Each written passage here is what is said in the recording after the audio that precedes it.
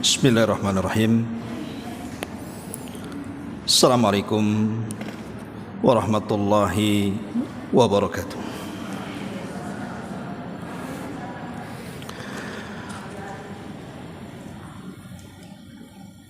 Alhamdulillah, wassalatu wassalamu ala Rasulillah wa ala alihi wa sahbihi wa mawalah wa la hawla wa la quwata illa billahi wa ba'd.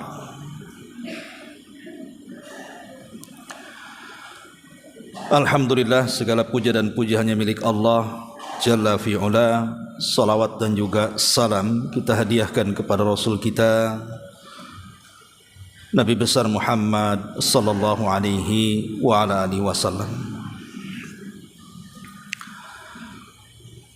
Ma'asyiral muslimat yang dimuliakan Allah Subhanahu wa taala, alhamdulillah di pagi menjelang siang di waktu duha ini kembali kita bisa berkumpul di Masjid Sukajadi. Salawat dan juga salam tetap kita hadiahkan kepada Rasul kita Nabi besar Muhammad sallallahu alaihi wasallam, karena satu pekan kurang lebih kita akan menghadapi Ramadan. Maka kajian di pagi ini mungkin masih tetap membahas jalan-jalan sorga, tapi kita fokuskan jalan sorga di bulan Ramadan.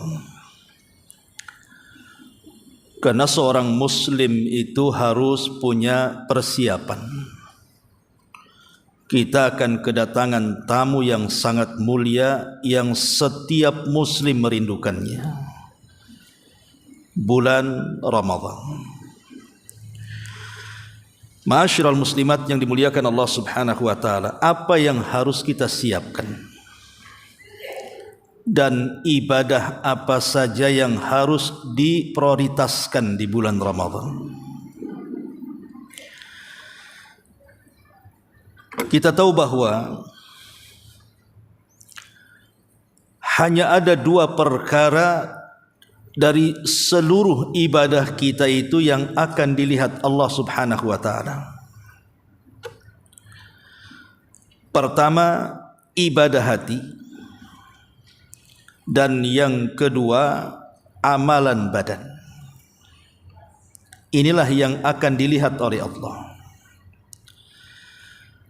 Makanya Nabi sallallahu alaihi wasallam bersabda, innallaha la yanzuru ila suwarikum wala ila amwalikum walakin yanzuru ila qulubikum wa a'malikum. Sesungguhnya Allah itu tidak akan melihat kepada rupamu, kepada hartamu, tapi yang Allah lihat adalah hatimu dan juga amalmu. Bertolak dari hadis ini, maka kita tahu bahwa yang dilihat Allah itu hati dan amalan kebaikan kita. Maka sebelum masuk Ramadan, bersihkan hati. Jangan sampai kemudian masuk Ramadan kotor pula hati kita. Maka yang punya dendam, hilangkan dendam dari sekarang. Minta maaf kepada orang yang bermusuhan. Yang masih ada dengki, hasad, hasud, iri hati, hilangkan dari sekarang. Jangan sampai di bulan Ramadan terjangkit pula penyakit ini. Maka semua penyakit-penyakit hati dari sekarang itu cobalah sedikit demi sedikit dihilangkan. Jangan sampai di bulan Ramadan hati kita terkotori, karena hati itulah yang menjadikan semangat dan tidaknya sebuah ibadah. Sebab iman itu ada di hati. Dan panggilan ibadah puasa di dalam Al-Quran itu dimulai dari kata iman. Ya ayyuhalladzina amanu, wahai orang-orang yang beriman. Jadi yang menggerakkan badan kita untuk beramal saleh di bulan Ramadan itu adalah iman kita. Dan iman itu letaknya di hati. Bersihkan hati dari kotoran, masukkan iman di dalamnya. Baru kemudian setelah bersih hatinya, baru bicara tentang amal badan. Ya mungkin puasanya, tarawihnya, baca Qur'annya, i'tikafnya, doanya, dan begitu seterusnya. Lah yang menjadikan semangat ibadah-ibadah itu karena hati kita bersih. Terkadang di antara kita ini lebih mementingkan menjaga anak kita dibandingkan hati kita. Kan aneh gitu ya. Anak dijaga baik-baik, hati pula tak dijaga. Harta dijaga baik-baik, hati pula ditinggalkan dia. Padahal hati itu menjadi prioritas utama untuk dijaga. Jangan sampai kemudian penyakit-penyakit badan lebih diutamakan untuk disembuhkan, sementara penyakit hati dibiarkan.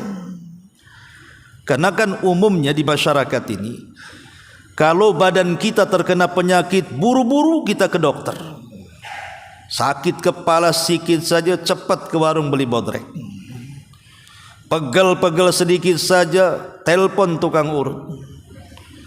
Itu kita tuh, kalau penyakit badan itu subhanallah kan. Kalau bisa hari ini sakit, hari ini juga sembuh tuh. Bahkan kalau seandainya ada orang yang sakit badannya, tidur kemudian bangun sehat, senangnya luar biasa. Itu kalau penyakit badan. Tapi kalau hatinya sakit, kok tidak cepat-cepat ke dokter ya? Ustadz, karena di rumah sakit tak ada spesialis hati. Makanya saya enggak ke rumah sakit. Memang di rumah sakit tidak ada spesialis hati. Ya hati itu mungkin penyakit badan yang dimaksud kalaupun ada. Penyakit hati ini tidak ada yang bisa menyembuhkan kecuali kita sendiri. Kita yang menyembuhkannya, bukan orang lain. Karena bahayanya penyakit hati dengan badan ini, penyakit hati jauh lebih bahaya dibandingkan penyakit badan. Taruhlah penyakit badan itu paling tinggi dia mati kan Bu. Kalau dia mati berarti yang dirusak hanya dunianya saja.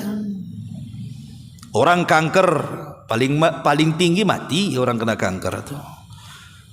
Orang kena tumor paling tinggi mati. Darah tinggi akhirnya stroke paling tinggi mati. Rusak dunianya saja. Tapi kalau penyakit hati ini bukan hanya merusak dunia, Bu, tapi merusak sampai ke akhirat. Rusak dunia, rusak akhirat. Kan rugi itu. Dari mana kita tahu bahwa penyakit badan itu hanya merusak dunia saja dan tidak akhiratnya, sementara penyakit hati itu bisa merusak dunia dan akhiratnya? Sebab kalau orang masuk neraka tidak pernah ditanya kenapa masuk neraka, gara-gara penyakit badan. Kenapa kau masuk neraka? Kanker. Enggak kan itu. Kok bisa masuk neraka kamu? Tumor. Enggak juga. Kamu kenapa masuk neraka? Darah tinggi, stroke. Penyakit badan lo enggak pengaruh dengan akhirat. Tapi kebanyakan yang masuk neraka itu karena penyakit hati, sombong. Makanya Nabi mengatakan la yadkhulul jannah man kana fi qalbihi mithqala dzarratin min kibrin. Tidak akan masuk surga alias masuk neraka orang yang dalam hatinya terdapat kesombongan, hasad. Itulah yang menghilangkan semua pahala. Innal hasada ya'kulul hasanat kama ta'kulun narul hatab. Hasad itu bisa menghapuskan banyak pahala seperti api mudah melahap kayu bakar. Kalau sudah tidak punya pahala, tidak mungkin dia masuk surga, pasti masuk neraka. Itulah kenapa penyakit hati ini sebahaya itu. Makanya kenapa kemudian penyakit hati ini harusnya lebih cepat disembuhkan, jangan dibiarkan. Cuman anehnya, kalau orang punya penyakit badan, Bu, biasanya orang tidak tahu kecuali pelakunya saja. Contoh mamanya ibu nampak sehat. Sehat kali, Bu. Ya. Oh iya, sehat. Tapi sebenarnya kau tahu saya ini terkena kanker. Kan nggak ada yang tahu penyakit badan kecuali orang yang merasakannya. Orang tahu kadang-kadang sehat-sehat saja tuh. Tapi penyakit hati, Bu, itu bisa dinilai orang. Pamannya ada orang mengatakan si ibu itu sombong kali. Kau tahu? Tahu, memang dia sombong. Tahu dia sombong. Ya. Si anu itu pedit, koret, kikir gitu kan. Kau tahu? Tahu, memang terkenal tuh. Si ibu itu kikir. Tahu orang itu. Ya. Jadi penyakit hati itu bisa dinilai orang tuh. Tapi penyakit badan tidak bisa dinilai orang. Kecuali pelakunya saja yang tahu. Kecuali kalau dia ngomong, saya punya penyakit ini, penyakit itu, baru orang tahu. Maka yang pertama kali benahi hati. Kemudian yang kedua baru cerita amalan badan, amalan lisan, amalan harta, dan begitu seterusnya. Yang ingin saya jelaskan di waktu duha ini, jangan tinggalkan 7 amalan di bulan Ramadan. Selain daripada amalan yang 7 ini, sebaiknya bukan diabaikan, jangan diprioritaskan. Cukup 7 ini saja. Kalau ibu bisa melaksanakan di bulan Ramadan 7 perkara ini, Bu, maka ibu telah membuat mesin pahala sebanyak-banyaknya itu. Dalam waktu singkat, ibu bisa memproduksi pahala sebanyak-banyaknya dengan 7 perkara ini. Karena begini, Bu, ya, Al-Hafidh Ibn Rajab Al-Hambali, beliau mengatakan bahwa dalam satu tahun itu ada waktu-waktu, jikalau kita memanfaatkan waktu-waktu itu dengan baik, maka kita bisa memproduksi pahala dengan cepat di waktu yang singkat. Kan ada tempat-tempat mulia, ada waktu-waktu mulia, dan itu karunia Allah Subhanahu wa ta'ala dan nikmat serta rahmatnya supaya jangan sampai kita umat Islam itu masuk neraka. Kalau bisa masuk surga semuanya. Seperti umpamanya Mekah, itu kan tempat mulia tuh. Orang yang sholat di Mekah sama dengan 100.000 kali sholat di masjid sini. Maksudnya di Masjidil Haram. Maka ibadah yang paling afdol kalau ibu takdirkan berkunjung ke Mekah, jangan sibukkan dengan yang lain, sholat saja. Perbanyak sholat, duha, witir, tahajud, sholat sunnah wudu, tahiyatul masjid, perbanyak itu saja. Ya, zikir bagus, baca Quran bagus, tetapi yang jelas-jelas pahalanya besar kalau kita sedang di Mekah itu cuma sholat. Maka ibadah-ibadah yang lain itu silahkan kerjakan, jangan diprioritaskan. Karena itu yang jelas tuh pahalanya. Siapa yang sholat di Masjidil Haram sama dengan 100.000 kali di masjid-masjid yang lainnya. Ini contoh keutamaan tempat. Tapi kalau keutamaan waktu, salah satunya adalah Allah menganugerahkan kepada kita bulan Ramadan. Maka 1 bulan itu dalam setahun, Ramadan itu waktu-waktunya berharga. Jangan sampai sedikit pun diabaikan, maka akan rugi jadinya. Yang pertama, jaga sholat 5 waktu. Yang pertama, jaga sholat 5 waktu. Kenapa? Supaya tidak terputus hubungan kita dengan Allah. Orang yang meninggalkan sholat 5 waktu, hakikatnya dia memutus hubungan dia dengan Allah Subhanahu wa ta'ala. Kalau sudah putus, maka akan pengaruh ke ibadah-ibadah yang lainnya. Karena ada di bulan Ramadan itu sholat kagak, puasa rajin. Kan ada tuh, ya. Puasa bang, puasa. Puasa puasa. Subuh kemana? Subuh tidur katanya. Kan nggak bisa, ya kan? Masa puasa didahulukan, sholat pula ditinggalkan. Sementara orang yang puasa dan meninggalkan sholat wajib, percuma puasanya. Kan yang menentukan pahala puasa itu kan sholatnya. Fa in saluhat salatuhu saluha sairu amalihi wa in fasadat salatuhu fasada sairu amalihi. Kalau baik sholatnya maka dianggap baik semua amal selain daripada sholat. Kalau buruk sholatnya jangan harap amal yang lain dianggap baik karena buruk sholatnya. Maka ini yang pertama, singkat-singkat saja. Jangan tinggalkan sholat wajib kalau bisa tepat waktu, karena itu amalan yang dicintai Allah Subhanahu wa ta'ala. Yang kedua, puasa. Allah Subhanahu wa ta'ala berfirman, ya ayyuhalladzina amanu kutiba alaikumusiyam kama kutiba alal ladzina min qablikum la'allakum tattaqun. Wahai orang-orang yang beriman, berpuasalah kalian sebagaimana puasa ini telah diwajibkan kepada umat sebelum kalian. Apa hikmah dari puasa? Agar kalian bertakwa. Kalau kita melihat puasa, Bu, puasa itu kan ada tingkatannya. Ada tingkatan puasa orang awam, ada tingkatan puasa orang khusus, ada tingkatan puasa orang yang lebih khusus dibandingkan orang khusus. Seperti apa modelnya? Satu, tingkatan puasa orang awam itu yang penting sah puasanya. Dia enggak mikir soal pahala. Yang penting puasanya sah, kewajibannya tergugurkan, selesai. Soal pahala atau dapat atau tidak enggak peduli. Itulah puasa yang hanya sekedar menahan lapar, menahan dahaga dan menahan syahwat saja. Pokoknya habis terbit fajar shadiq, tahan lapar, tahan haus, tahan syahwat sampai maghrib, sah. Tapi apakah kita puasa itu yang penting sah dan yang penting gugur kewajiban saja, Bu? Ya tentu tidak. Jangan sampai puasa itu hanya yang penting sah. Naiklah ke tingkatan kedua kalau bisa. Namanya puasa khawas, puasa khusus. Apa puasa khusus itu?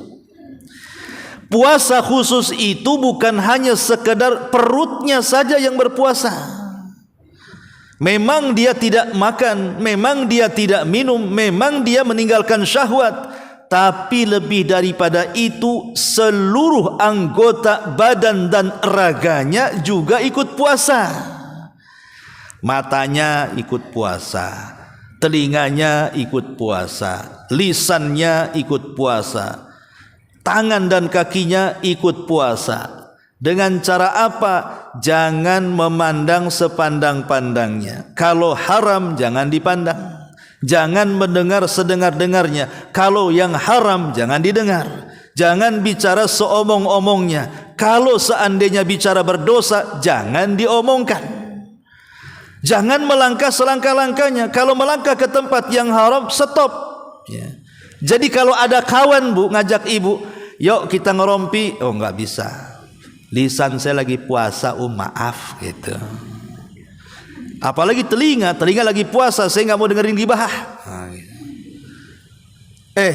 Ayolah kita shopping nih hari Minggu Ramadan, rame nggak bisa.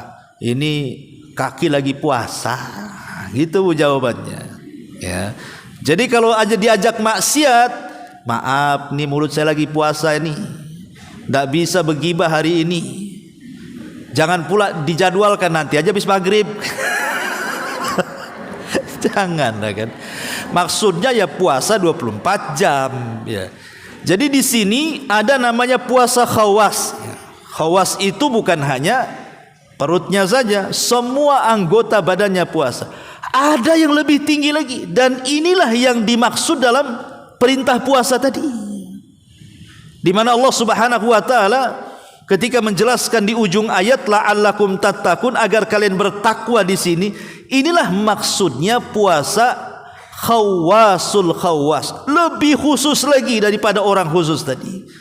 Jadi bukan hanya puasa perutnya, dia memang menahan lapar, menahan dahaga, menahan syahwat, meningkat dia juga berpuasa badannya, lisannya berpuasa, telinganya berpuasa, matanya berpuasa, kaki tangannya berpuasa. Lebih daripada itu, hatinya juga ikut puasa. Hatinya itu ikut puasa. Seperti apa contohnya hati itu berpuasa? Contoh umpamanya, Bu, ini sudah jam 4 sore nih. Sementara makanan dengan berbagai macam warna sudah ada di meja. Jangan kepikiran nanti kalau buka saya makan kolak dulu lah, nanti rendang belakangan, nanti habis tarawih, kan? Jangan terpikir makan, Bu, karena itu bisa merusak puasa hati namanya. Kita sedang berpuasa, fokus kepada Allah. Jangan kemudian teralihkan dengan dunia, dengan makanan dan begitu seterusnya. Lah kalau kita bisa nih menjaga 3 puasa ini, puasa perutnya, puasa badannya, puasa hatinya, itulah yang kata Allah la'allakum tattaqun, maka kita akan sampai kepada derajat tingkat takwa. Tapi kalau tidak, maka belum sampai kepada takwa tuh. Ini kalau cerita puasa, ya, sikit-sikit saja. Yang kedua, yang ketiga, pertama jangan meninggalkan solat wajib, itu yang utama. Yang kedua, ibadah yang paling afdol di bulan Ramadan adalah puasa. Nomor 1 kalau di Ramadan ya, puasa itu setelah solat wajib. Kemudian nomor 2-nya tarawih. Sebelum yang lainnya, perhatikan tarawih dulu. Setelah puasa, perhatikan tarawih. Dan tarawih itu juga ada 3 macam, Bu. Ada tarawih ala Nabi, ada tarawih ala sahabat, ada tarawih ala kita. Itu beda tuh ala-alanya tuh. Kalau tarawih ala Nabi, rakaatnya sedikit, panjang bacaannya. Itu tarawihnya ala Nabi itu. Memang rakaatnya tak banyak. Rasul itu hanya 8 rakaat. Dengan witirnya boleh jadi mungkin 11 rakaat. Itu pilihan Nabi berdasarkan riwayat Aisyah radhiyallahu anha. Rasul tidak pernah menambah dari 11 rakaat. Tapi sekali solat, 1 rakaatnya 3 surat. Bukan inna a'tayna, bukan kul huwallah sama kul a'udzu birabbin nas, sebentar saja kalau itu.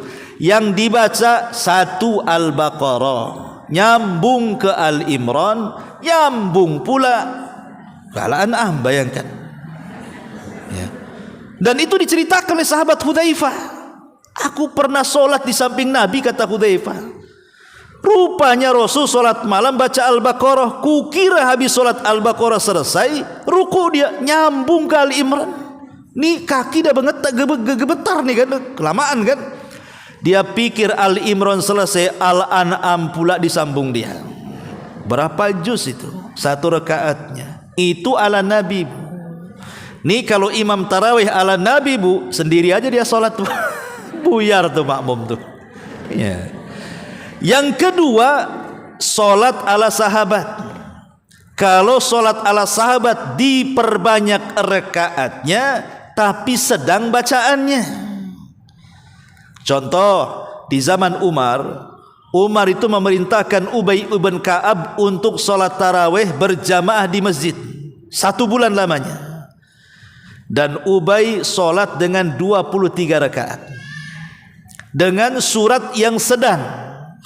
Tapi sedangnya panjang bagi kita, karena dimulai dari Isya hampir menjelang fajar selesai. Nah, itulah sahabat ya. Kalau kita ini jauh panggang dari api, sudah pendek rakaatnya, pendek pula bacaannya, lebih parah lagi cepat pula gerakannya. Aduh, itulah habis kan gitu. Sudah rakaatnya cari yang pendek 11 rakaat. Setiap 1 rakaat kulhu dan inna a'tayna, dikebut pula tuh gerakannya. Rukunya cepat, sujudnya cepat. Enggak tahu jadi apa tuh tarawihnya. Kadang-kadang saya melihat di YouTube itu ada orang taraweh cepat baca Fatihah itu yang kedengaran dolinnya saja, Bu.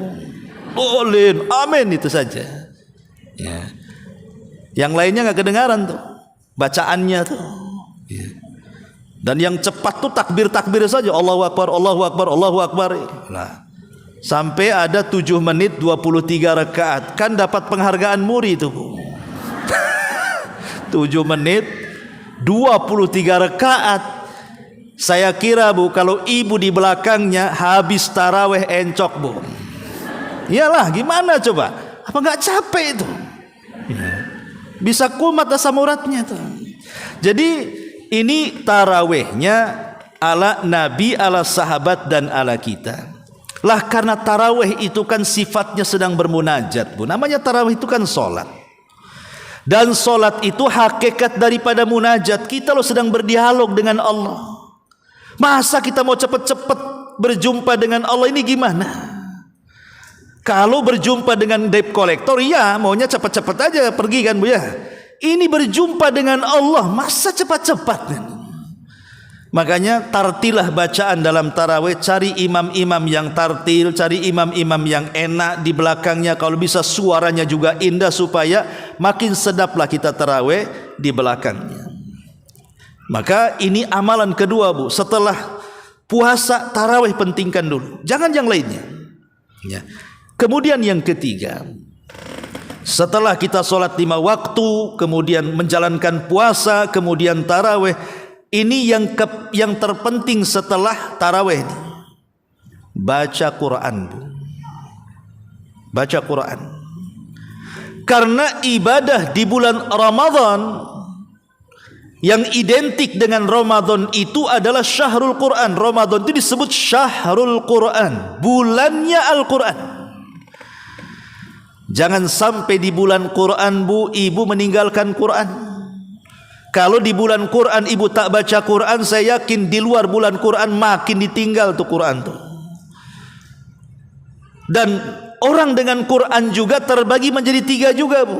Pertama, ada orang yang lancar bacaannya. Yang kedua, ada orang yang baru belajar, mungkin baru selesai Iqra, agak lambat bacaannya, agak lambat mengenali huruf-hurufnya. Ada yang sama sekali tak bisa baca Quran, mungkin dia mu'alaf, Ustaz.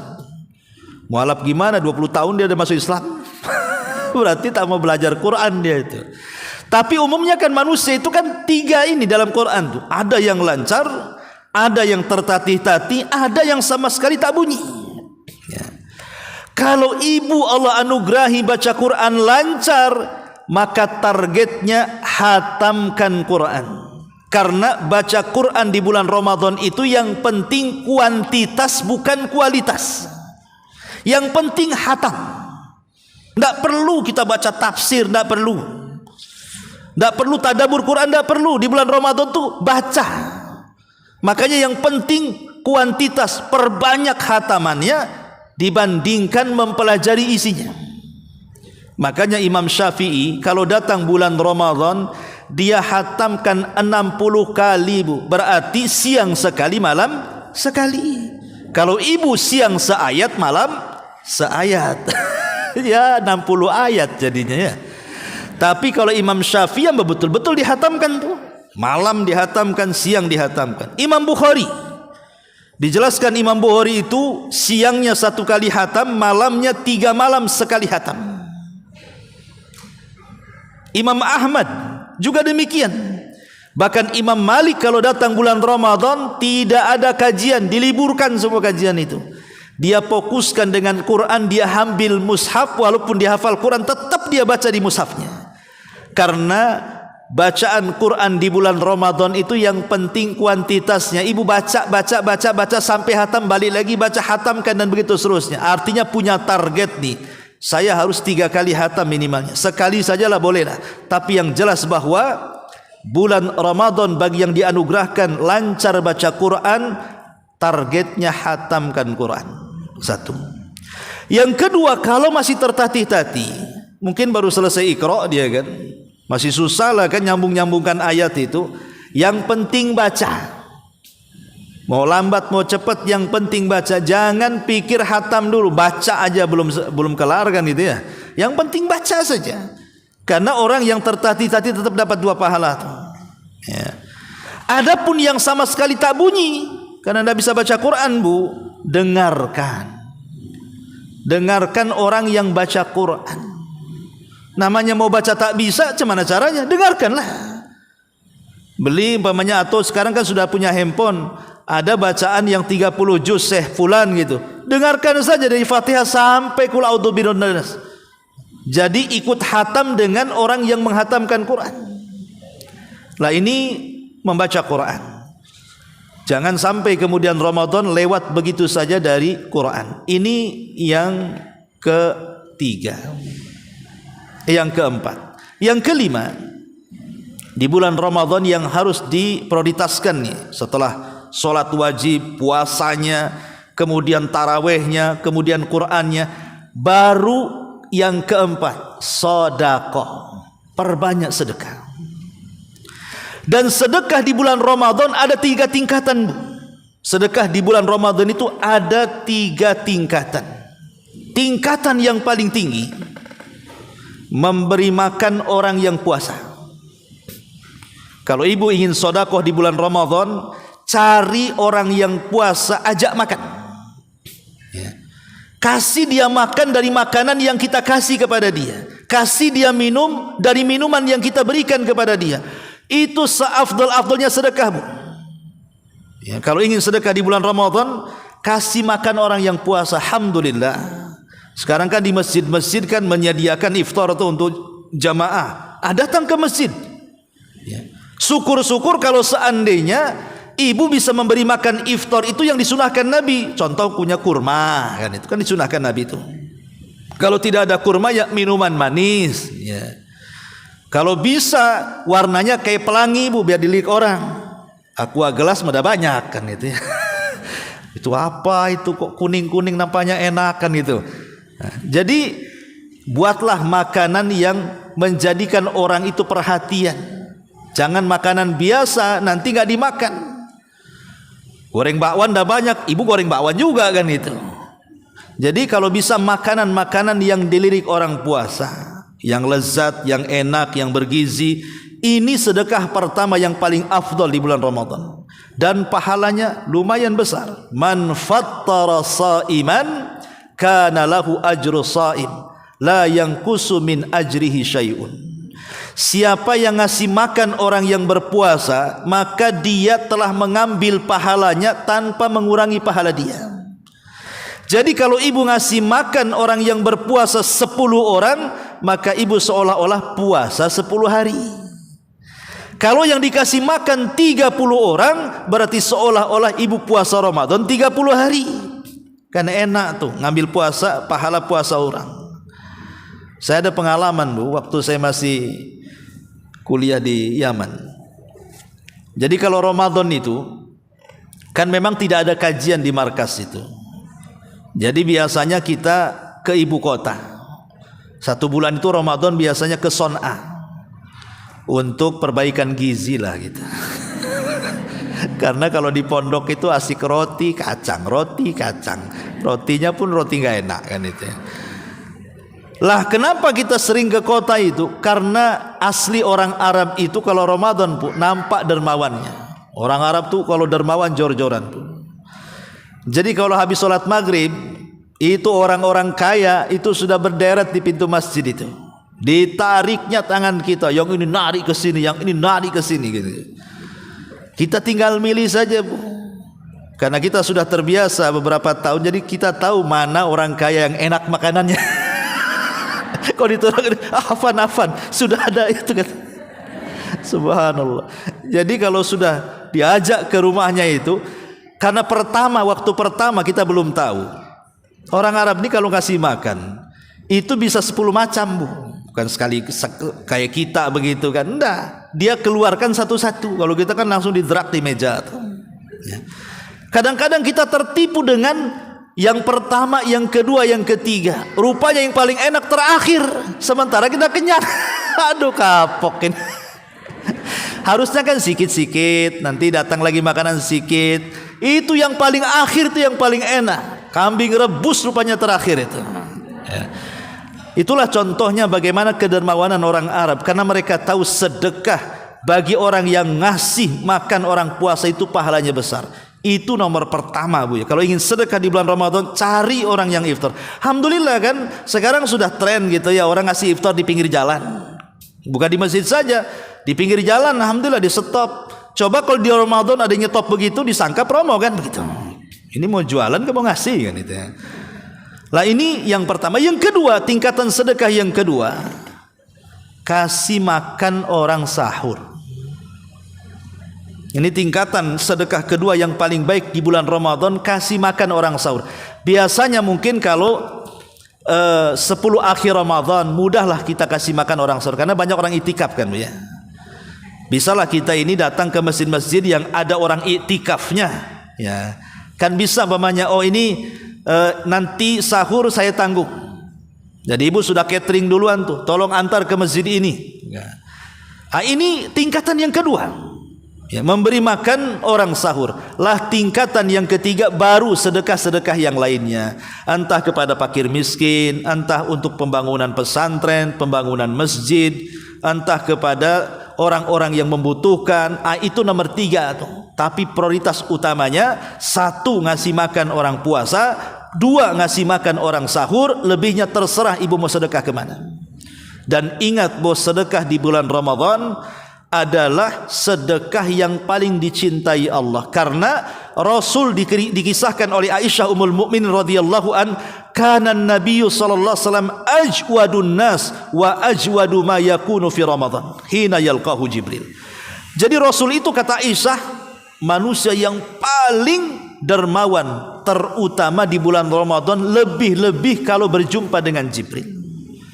Maka sedekah di bulan Ramadan ini peringkat keempat, setelah peringkat kelima, setelah sholat wajib, puasa Ramadan, i'tikaf, taraweh, kemudian baca Quran, kemudian sedekah, kemudian yang selanjutnya adalah i'tikaf. I'tikaf ini juga sunnah muakkadah, Bu. Makanya bukan khusus kepada laki-laki saja. Ibu pun boleh i'tikaf kalau masjidnya, pemain Sukajadi ini, Masjid Sukajadi menyediakan i'tikaf untuk wanita, disediakan ruangan khusus yang tidak bercampur laki-laki dan perempuan. Ini kesempatan. Terutama mungkin ibu-ibu yang suaminya sama-sama i'tikaf satu masjid. Ikut bareng ya. Suami di depan, kemudian ibu di belakang kan begitu. Tapi jangan sering komunikasi, itu pindah rumah namanya. Kan namanya mau ibadah, ya biarlah ibu sibuk dengan ibadahnya, si bapak juga jangan ibu ganggu. Biar dia sibuk dengan ibadahnya. Ini penting ya kan? Karena i'tikaf juga ketika Rasul meninggal, istri-istri Nabi itu meneruskan sampai meninggal. Rasul meninggal, semua istrinya i'tikaf sampai mereka meninggal dunia. Karena i'tikaf ini bukan hanya ibadah untuk laki-laki, untuk perempuan pun i'tikaf. Dan i'tikaf ini besar pahalanya. Kata Nabi SAW, sab'atun yudhilluhumullahu fi dhillihi yawma la dhilla illa dhilluh. Ada 7 kelompok yang akan mendapatkan naungan di hari yang tidak ada naungan kecuali naungan Allah. Salah satunya kata Rasul, warrajulu mu'allakun qalbuhu fil masajid. Seseorang yang hatinya terkait dengan masjid. Dan i'tikaf itu mengaitkan hati dengan masjid. Tidak bisa 10 hari, ya mungkin 5 hari. Tidak bisa 5 hari, ya 1 hari. Tidak bisa 1 hari, ya sejam 2 jam jadilah kan itu. Maksudnya kita ada niat betul-betul ingin datang ke masjid dalam rangka mendekatkan diri kepada Allah. Walaupun 1 jam dikatakan i'tikaf ya, tapi tentu lebih baik 10 hari karena itu sunnah Nabi ya. Tapi kalau tidak bisa, ya ambil malamnya saja. Ya, kalau tidak bisa ambil siangnya saja kan begitu. Ya, syukur-syukur bisa diambil malamnya. Karena kalau diambil malam 10 terakhir Ramadan kan ada Lailatul Qadar tuh. Sehingga kita bisa berjaga-jaga, dan orang i'tikaf itu biasanya dapat Lailatul Qadar tuh. Kenapa? Karena gangguan hatinya sedikit. Makanya Abu Hurairah mengatakan, kami kalau bulan Ramadan lebih banyak tinggal di masjid. Kenapa? Nutahhiru qulubana, untuk membersihkan hati kami. Karena kalau sudah tinggal di masjid, umumnya rangsangan ibadahnya kuat dibandingkan di luar masjid. Kalau di masjid kan malu, mau nengok YouTube kencang-kencang, ada orang sebelahnya, bisa diusir kan gitu ya. Tapi kalau di rumah kan ibu senang-senang aja di situ. Mau tidur sepuasnya, mau nonton sepuasnya. Kalau di masjid kan ada lah rasa malu kita. Makanya i'tikaf itu juga penting. Dan yang terakhir, ya, berdoa, Bu. Doa ini penting di bulan Ramadan. Apa yang ibu minta? Ramadan itu ada 3 perkara yang Allah anugerahkan, Bu. Pertama rahmat, yang kedua maghfirah, yang ketiga itqun minan nar. Minta rahmat, minta ampunan, minta dibebaskan dari api neraka. Nih 3 nih. Minta setiap doa ini 3 perkara. Ya Allah rahmati aku, ya Allah ampuni aku, ya Allah bebaskan aku dari neraka. Karena kalau kita melihat ayat tentang mustajab doa, itu kan terapit di antara ayat-ayat Ramadan. Kan ayat tentang doa itu ada di ayat kalau tidak salah 187 surah Al-Baqarah. Al-Baqarah ayat 187. Mungkin kalau salah bisa dicek. Nabi SAW, Allah Subhanahu wa taala berfirman, "Wa idza sa'alaka ibadi anni fa inni qarib. Ujibu da'watad da'i idza da'an falyastajibuli wal yu'minu bi la'allahum yarshudun." Apabila hamba-hambaku bertanya kepadaku, maka katakan, wahai Muhammad, aku dekat dengan hambaku. Akulah yang mengabulkan setiap permintaan hambaku. Ayat ini ada asbab nuzulnya. Jadi ada sahabat datang kepada Rasul, bertanya soal apakah Allah itu dekat, apakah Allah itu jauh. Sehingga sahabat ini mengatakan, idza kana qariban fanunaji, wa idza kana ba'idan fanunadi. Rasul, kalau memang Tuhan itu dekat, kami bisa bisik-bisik dengan dia. Tapi kalau Tuhan kami jauh, kita teriak-teriak untuk meminta. Maka Rasul tidak bisa jawab. Turun ayat ini. Katakan, ya Muhammad, kalau hambaku bertanya soal aku dekat. Maknanya kalau Allah dekat tak perlu teriak-teriak. Ibu beli speaker portable, berdoa kan gitu ya, keras-keras, enggak perlu. Allah dekat, enggak perlu pakai mic portable, enggak perlu ya. Lah ayat 187 Al-Baqarah ini, kalau kita perhatikan, Bu, ini terapit dengan ayat-ayat Ramadan.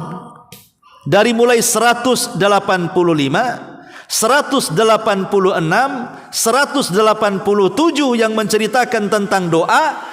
Kemudian 188 dan seterusnya, itu semua cerita Ramadan tuh. Coba saja lihat Quran itu. Dari mulai syahrul Ramadan alladzi unzila fihi al-Quran 185 kan begitu dan seterusnya. Nanti setelah ayat doa, ayat Ramadan lagi, uhillat lakum lailatas siyam, dihalalkan bagi kalian yang berpuasa di malam hari menggauli istri. Kenapa ayat pengabulan doa dihimpit dengan ayat-ayat yang bercerita Ramadan? Apa faedahnya gitu maksudnya? Faedahnya kata para ulama tafsir, bahwa Allah di bulan Ramadan itu jauh lebih dekat kepada kita dibandingkan di luar Ramadan. Dan orang yang berdoa di bulan Ramadan lebih dikabulkan dibandingkan berdoa di luar Ramadan. Karena Ramadan itu 24 jam baik siang atau malamnya disyariatkan ibadah. Siangnya dengan puasa, malamnya dengan qiyamul lail. Karena 24 jam ini kita ini mendekatkan diri kepada Allah. Dari situlah Allah makin dekat dengan kita dan pengabulan doa kita makin mudah lagi dikabulkan. Dan yang terpenting dari 24 jam setiap hari Ramadan adalah di 3 waktu. Pertama, saat berbuka. Ini harus diprioritaskan, Bu. Ya. Doa saat berbuka prioritaskan. Ini yang pertama. Kenapa? Karena Rasul mengatakan salasu da'awatin mustajabah. Ada 3 waktu di bulan Ramadan, ada 3 orang yang kalau berdoa pasti mustajab. Salah satunya kata Rasul, da'watus shaim inda fitrih, doa orang yang berpuasa saat menjelang berbuka.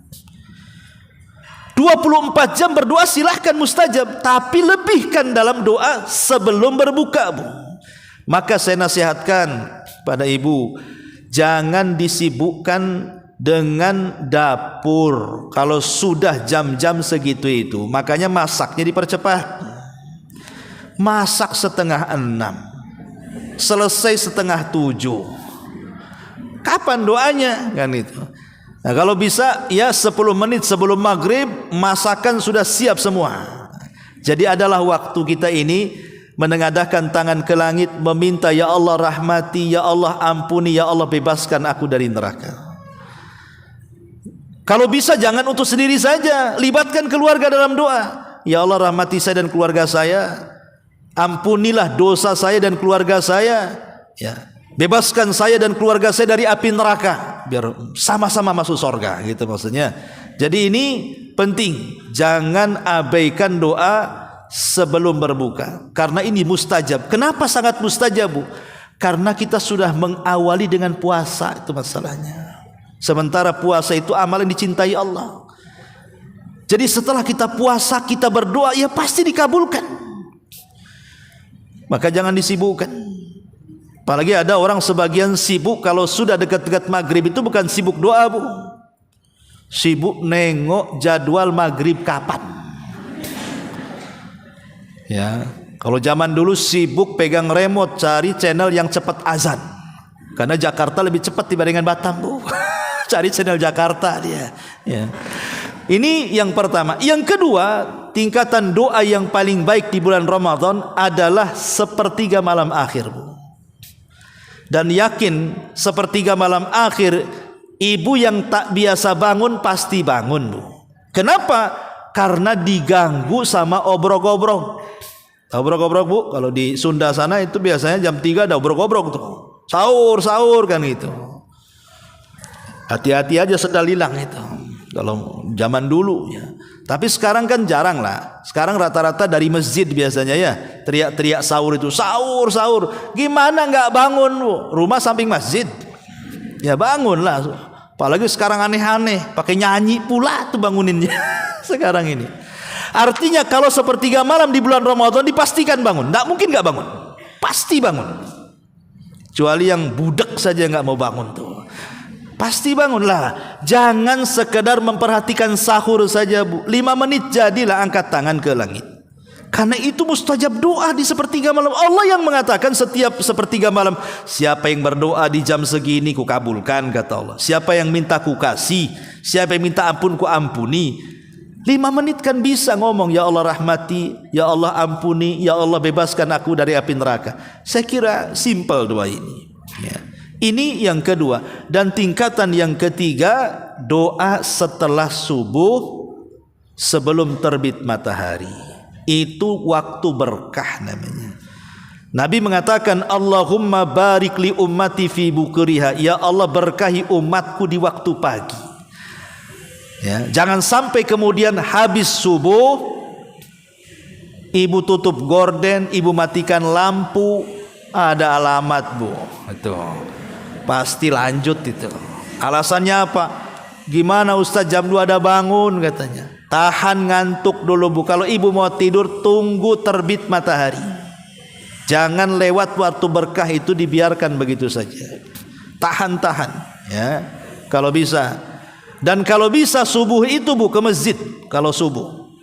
Kalau memang ibu dekat dengan masjid, ajak dengan suami, ajak dengan saudara. Atau memang tidak ada yang diajak, berangkat saja sendiri kalau dekat masjid ya. Supaya adalah gerakan-gerakan langkah-langkah kaki, dan itu menghilangkan perasaan malas tuh. Sebab kalau badan gerak jalan dari rumah ke masjid, kemudian gerakan sholat lagi dari masjid ke rumah, kan ada jalan kaki itu, biasanya dia tidak akan ngantuk tuh. Yang ngantuk itu biasanya kalau sholat di rumah tuh, apalagi AC-nya belum dimatikan, masih dingin. Jadi inilah yang disebutkan para ulama, 7 perkara jangan ditinggalkan di bulan Ramadan. Ibadah yang lain banyak, zikir, iya, solawat, iya, terserah, tapi jangan diprioritaskan. Prioritaskan yang ini, yang 7 ini. Yang lainnya itu seling-seling saja. Ya. Kemudian kalau sudah akhir Ramadan, ada juga namanya zakat fitrah. Maka jangan lupa juga, tutuplah Ramadan dengan zakat fitrah, Bu. Ya, namanya ibu saya atau siapapun saat Ramadan mungkin ada lalainya. Mungkin hanya sekedar ibadah puasa yang penting sah. Terkadang ada yang terlihat dari mata kita yang haram, terkadang ada yang terlontarkan dari lisan kita yang dosa, atau yang terdengar telinga kita mungkin perkara-perkara yang tidak layak didengar. Ya, namanya ibadah pasti ada kekurangannya. Lah, untuk nembel kekurangan ibadah di bulan Ramadan, keluarkan zakat fitrah. Jadi zakat fitrah itu untuk menyempurnakan tuh. Ibadah-ibadah Ramadan disempurnakan dengan zakat fitrah. Kalau rawatib itu menyempurnakan sholat wajib.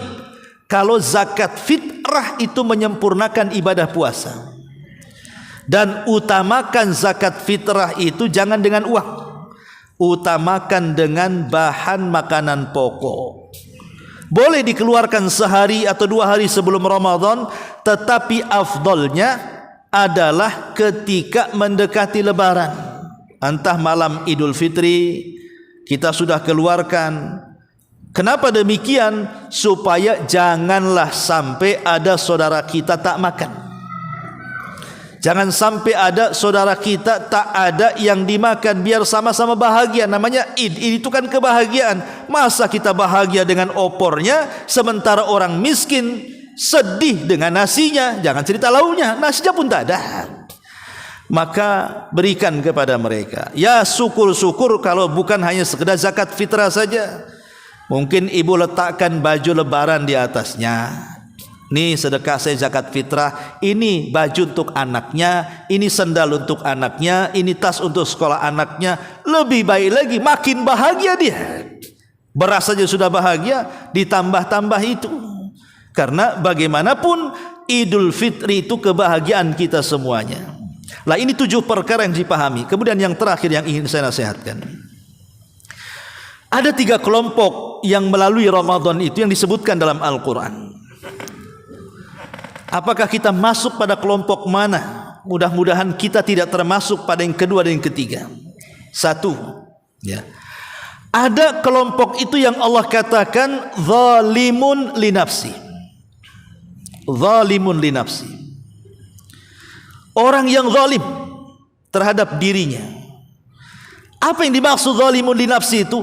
Datang Ramadan saja nggak peduli dia dengan Ramadan. Kayaknya Ramadan dengan nggak Ramadan sama aja tuh. Datang Ramadan waktu puasa tak mau puasa. Ya. Padahal Allah sudah panggil-panggil tuh, hei orang-orang yang beriman, hei orang-orang yang beriman, nggak peduli tuh dengan panggilan itu. Lah, ini kan celaka orang kayak gini nih. Kan ibu pernah lihat ada orang nggak puasa? Pernah ya kan? Banyak. Saya lihat orang-orang nggak puasa banyak. Terutama mungkin orang yang kerja-kerja keras, kerja bangunan atau apa kadang-kadang kan. Cuek saja dia. Muslim bang, Muslim. Kok tak puasa? Ah, itu dia katanya. Ya. Aneh dia. Nanti datang malam, nggak ada orang yang sholat tarawih. Cuek aja. Malah sibuk dia jualan. Ya. Lah, ini kan bahaya. Nggak bunyi pun mulutnya dari Quran. Lah, ini orang yang zalim namanya. Datang Ramadan nih, waktu-waktunya kita puasa, waktu-waktunya kita sholat malam, baca Quran, sedekah. Dia pula maksiat di bulan Ramadan. Zalim orang seperti ini. Inilah yang didoakan malaikat orang kayak gini nih. Apa doanya malaikat? Kata Jibril, ya Muhammad tolong ya aminkan doaku. Ya, kata Rasul. Apa doanya wahai Jibril? Ragima anfu rajulin adraka Ramadan thumman salakha falam yughfar min dunubi. Celaka dan binasa orang masuk Ramadan, kemudian keluar Ramadan, 1 dosa pun gak diampuni. Celaka dan binasa. Kata Jibril, amin. Kata Rasul amin, sahabat ikut mengaminkan. Kalau yang mengaminkan Rasul, yang berdoa Jibril, yang menyaksikan para sahabat, mustajab tidak? Pasti mustajab. Ini yang pertama. Jangan kita masuk pada kelompok yang pertama ini. Yang kedua, muqtasid, wa minhum muqtasid kata Allah. Tapi ada di antara manusia yang pertengahan. Puasa iya, tarawih pula kagak. Ya. Puasa gitu ya. Gibah pula jalan. Puasa oke, maksiat kadang-kadang dilakukan. Lah itu pertengahan. Nah, ini pun masih bahaya yang pertengahan ini. Ya. Lah yang paling baik adalah sabiqum bil khairat. Yang berlomba-lomba, dia jadikan Ramadan itu ajang mesin untuk memproduksi pahala sebanyak-banyaknya dengan melakukan 7 amalan tadi. Syukur-syukur ibu bisa lebih, ya, dengan zikirnya, dengan baca, dengan sholawatnya, dengan yang lainnya, maka itu lebih baik lagi, walaupun yang paling penting ini yang 7. Itu namanya sabiqum bil khairat. Dan ingat Bu, tidak ada waktu yang orang itu dimudahkan untuk berubah, untuk bertobat, kecuali Ramadan. Kita bisa merubah diri di bulan Ramadan. Di luar Ramadan susah kita mau tobat. Tapi di bulan Ramadan itu mudah untuk bertobat, mudah untuk merubah diri. Kenapa demikian? Jangankan kita manusia, alam semesta lo bisa berubah. Karena datang Ramadan itu pintu langit dibuka, pintu sorga dibuka, pintu neraka ditutup, setan pula diikat. Kalau alam semesta berubah, alam sorga berubah, alam neraka berubah, alam setan pun berubah, masa kita alam manusia nggak berubah? Itu gimana ceritanya? Setan aja diikat. Ibu kalau punya musuh, nih suruh kelahi, musuhnya diikat Bu, kira-kira enak gak mentungnya tuh? Kan enak, musuhnya diikat, tinggal pentung aja kan, dia pun gak ngelawan. Kita gak akan takut dengan musuh yang diikat, kita lebih takut dengan musuh yang lepas. Lah musuh kita setan sedang diikat, mentungnya mudah. Sehingga yang menjadikan sebab rusaknya kita kan dari setan. Lah setan terikat di bulan Ramadan, baik dengan bacaan Quran setan lari, baik dengan puasa setan lemah, baik dengan baca Quran tarawih setan makin tidak suka. Lah ini kan kesempatan bulan Ramadan itu untuk berubah.